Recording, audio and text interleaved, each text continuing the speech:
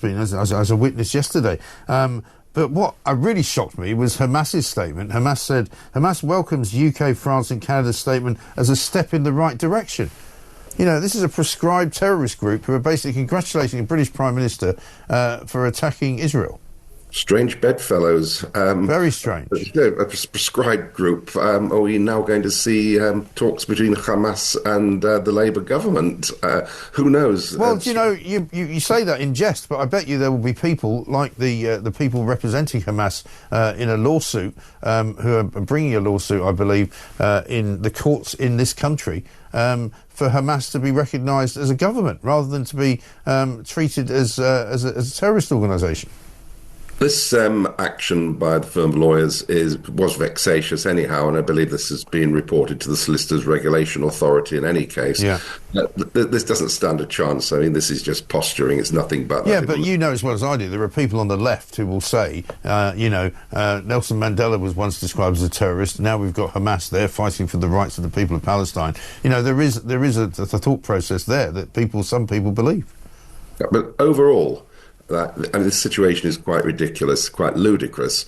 Hamas, right from the word go, right from the get-go, has had the opportunity for this Israeli incursion into Gaza to end.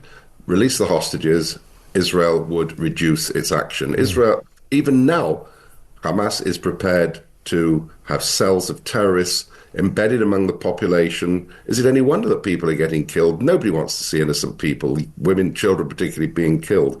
But again, you know, I'd ask the question, nobody seems really to point to this. Have you ever seen an ill-looking terrorist in Gaza? Have you ever seen people who look malnourished? Well, and I made this point just the other day on Twitter. You know, we've been told there's a famine in Gaza since about October 2023, but people are not actually starving.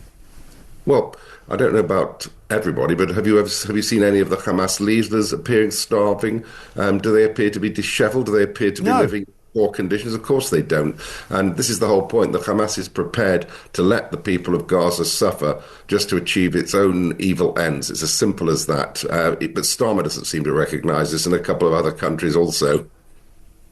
Yeah, exactly right. So what does this change in effect, though? Because, we saw yesterday Starmer saying that they wanted to bring the Israeli ambassador in to have a conversation.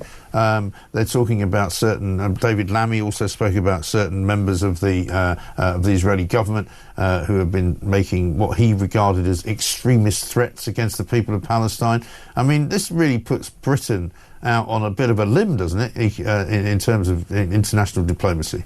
Well, I can assure you that the Israel ambassador, Tzipi Hotovely, will not exactly be very concerned about being called into the Foreign Office for talks.